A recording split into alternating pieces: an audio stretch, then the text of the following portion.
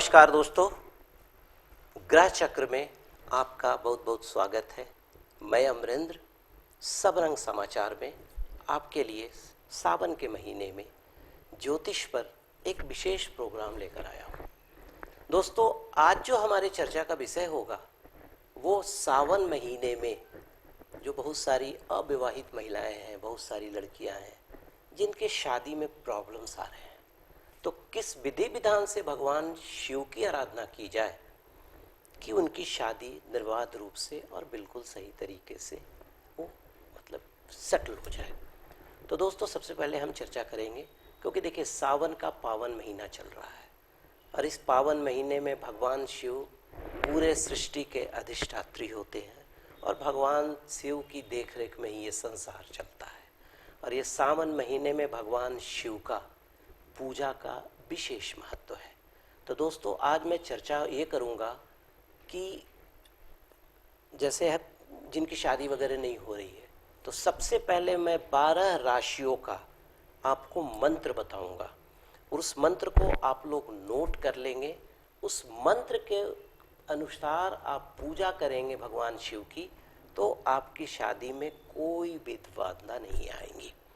तो आइए शुरू करते हैं सबसे पहले कि शादी में विलंब होने के कारण क्या होते हैं। सो दोस्तों, देखिए हमारा जो शरीर है 5 तत्वों से बना होता है: अग्नि, वायु, जल, आकाश, पृथ्वी और जल। अगर किन्हीं की कुंडली में अगर वायु तत्व या जल तत्व या अग्नि तत्व या वायु तत्व की अधिकता होगी तो उनकी शादी में निश्चित रूप से विलंब होगा। तो यहाँ पर हम चर्चा करेंगे कि अग्नि तत्व अगर है तो अग्नि तत्व में कौन कौन सी राशियाँ आ जाती हैं। जैसे देखिए, मेष, सिंह और धनु राशि में अगर आपकी कुंडली में मैक्सिमम ग्रह चले गए हैं तो वो समझिए अग्नि तत्व में चले गए, तो कुंडली में थोड़े से प्रॉब्लम्स आना शुरू हो जाते हैं। अब आइए वायु तत्व पर चर्चा करते हैं।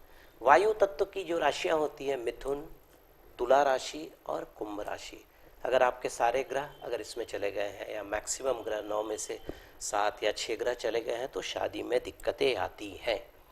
तो कुंडली में किसी भी ज्योतिष को दिखाकर आप अच्छे तरीके से इनका उपचार करा सकते हैं। दूसरा जो कारण होता है, अगर आपकी कुंडली में बृहस्पति, शुक्र, चंद्रमा में कोई दोष हो या दूषित हो या गलत तरीके से वो प्लेस्ड हो आपकी कुंडली में, अगर मांगलिक दोष हो या ग्रहण दोष हो तो भी शादी में विलंब होता है।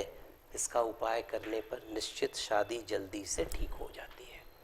आइए अब घर के बारे में चर्चा करते हैं कि कौन घर जो होते हैं हमारे देर से होने के शादी को प्रभावित करते हैं। देखिए, सबसे पहले हम लेंगे सप्तम घर। सप्तम घर जो होता है, जो निर्धारण होता है वो विवाह का होता है, किस तरह का हस्बैंड मिलेगा, किस तरह से विवाह संपन्न होगा। उसके बाद अष्टम घर हम लोग लेते हैं। अष्टम घर का मतलब क्या हो गया? सप्तम से दूसरा, यानी दूसरा घर कुटुंब का होता है। तो अगर पति की कुंडली है तो पत्नी कैसी होगी और पत्नी की कुंडली है तो पति कैसा होगा, ये बहुत कुछ डिटर्मिनेशन होता है। दूसरा जो हम लोग लेते हैं द्वितीय कुटुंब का घर होता है। अगर द्वितीय में कोई प्रॉब्लम है, दूसरे घर में प्रॉब्लम है, तो आपका कुटुंब का घर सजेगा कहाँ से? तो ये सारे प्रॉब्लम्स आते हैं। फिर उसके बाद लेते हैं 12वां घर। 12वां घर जो होता है वो बिस्तर के सुख का होता है, भोग विलास का होता है। तो अगर इन ग्रहों में इन स्थानों में, जैसे प्रथम सप्तम हो गया, अष्टमेश हो गया, द्वादश हो गया और द्वितीय हो गया, अगर प्रॉब्लम है तो निश्चित मानकर चलिए कि आपकी शादी में विलंब होगा। तो इस तरह से एक ज्योतिष को दिखाकर आप कोरिलेट कर लीजिए। लेकिन यहाँ पर मैं चर्चा करूँगा कि अगर सावन का महीना चल रहा है, भगवान शिव का महीना चल रहा है, किस तरह से भगवान शिव की आराधना की जाए कि भगवान शिव इन सारे ग्रह के जो दोष हैं उनका निराकरण करके शादी को सकुशल और संपन्न कराएं। तो सबसे पहले दोस्तों मैं आपसे चर्चा करूँगा कि भगवान शिव जिनकी शादी में दिक्कतें हो रही हैं वो मंदिर में जाकर सबसे पहले जो पंचोपचार से जो भगवान शिव की पूजा होती है वो सब कर लें। करने के बाद एक काम आप करेंगे, 108 बेल पत्र लेंगे।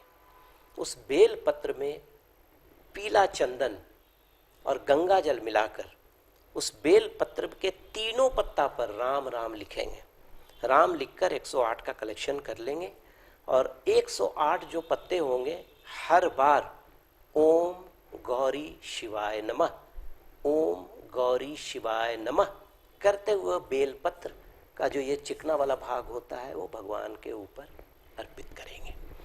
इतना करने के बाद अब आपको अपना नक्षत्र जरूर पता होगा, तो अपने नक्षत्र के अनुसार का जो राशि होगा, मान लिया आपका नक्षत्र का स्वामी चंद्रमा है या मंगल है या सूर्य है या बृहस्पति है, एक माला उनका जरूर जप लेंगे।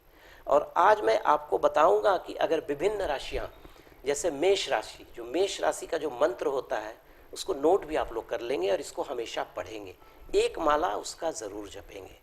अगर आपकी मेष राशि है तो भगवान शिव के मंदिर में बैठकर ओम ह्रीं श्रीं लक्ष्मी नारायणाय नमः, ये मेष राशि का मंत्र होता है।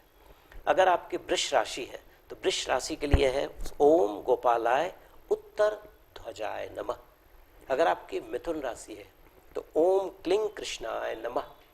अगर आपकी कर्क राशि है तो ओम हिरण्यगर्भाय अव्यक्त रूपिणे नमः। और अगर आपकी सिंह राशि है तो ओम क्लीं ब्रह्मणे जगदाधाराय नमः। अगर आपकी कन्या राशि है तो आप ओम नमो प्रीं पीतांबराय नमः का 108 बार मंत्र जपें। अगर आपकी तुला राशि है तो ओम तत्व निरंजनाय तारक रामाय नमः, इस मंत्र का जप करें। और अगर आपकी वृश्चिक राशि है तो ओम नारायणाय सुरसिंहाय नमः का जाप करें। और अगर आपकी धनु राशि है ओम श्री देव कृष्णाय उर्शंताय नमः का जाप करें। और अगर आपकी मकर राशि है तो ओम श्री वत्सलाय नमः, इस मंत्र का जाप करें। और अगर आपकी कुंभ राशि है तो ओम श्री उपेंद्राय अच्युताय नमः, इस मंत्र का जाप करें। और अगर आपकी मीन राशि है तो ओम क्लीं उद्धित्राय उद्धारिणे नमः का जाप करें। तो दोस्तों, ये मैंने आपके साथ शेयर किया, ये आपके विभिन्न 12 राशियों का मंत्र है।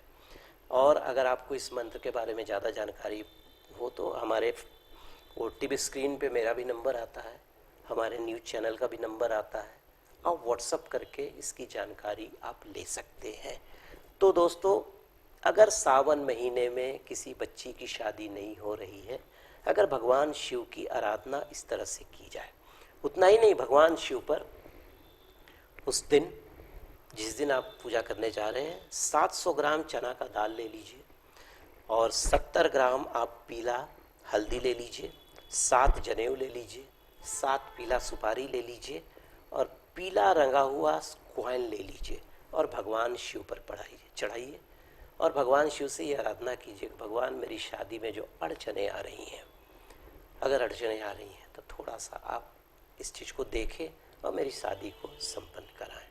तो दोस्तों, ये था सावन महीने में एक विशेष पूजा अर्चना भगवान शिव के लिए। अगले एपिसोड में फिर कुछ नया लेकर आऊँगा। नमस्कार। इस कार्यक्रम के प्रायोजक हैं Shri Alankar jewellers and sons, GL church complex, AC market, Ranchi.